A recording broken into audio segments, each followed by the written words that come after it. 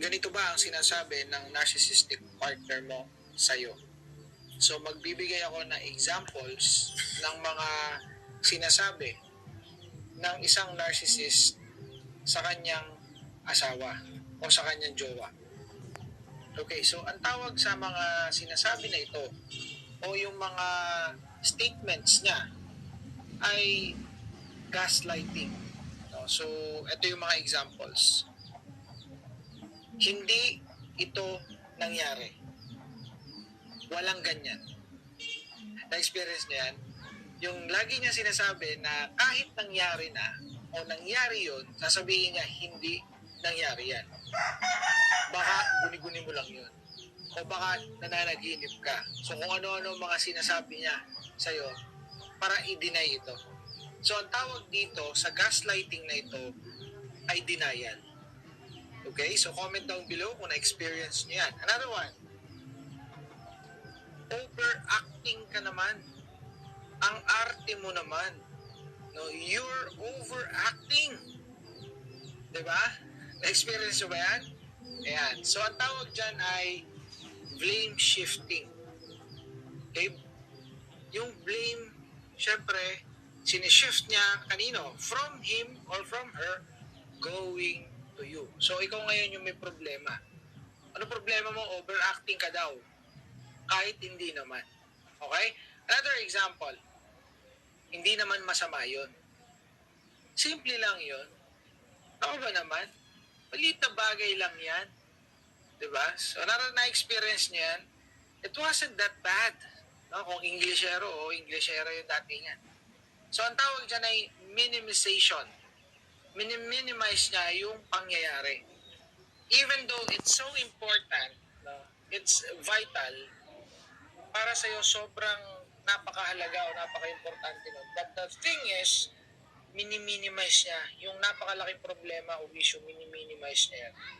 So, ang tawag dyan ay gaslighting, and that example of gaslighting is called minimization. Okay, another one.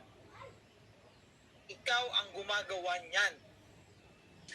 Halimbawa, nakita mo may ka-chat, nahuli mo, o kaya nahuli mo somewhere na mayroong siyang kasama, o kaya ay sa work, nakita mo na may kalandian. Basta nahuli mo.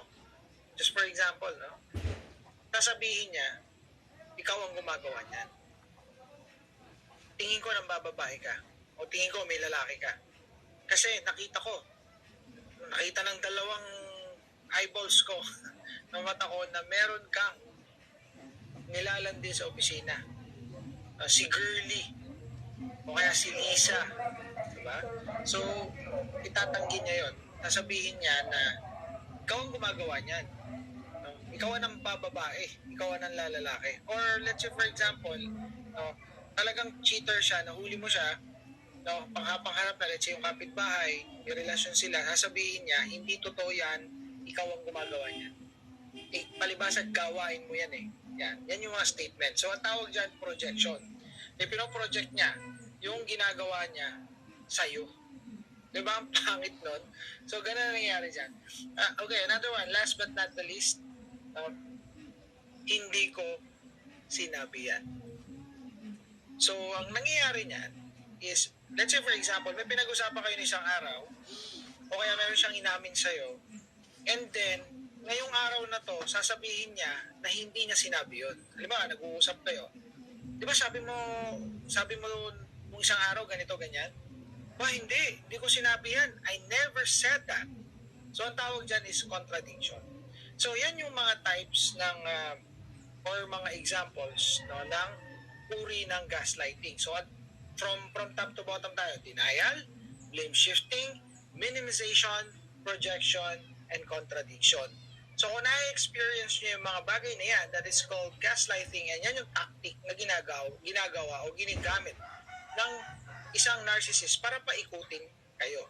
So, sa isang narcissistic relationship, it's vital na educated ka. Alam mo ang nangyayari. Awareness is paramount. Okay? So, see you in my next content about narcissism.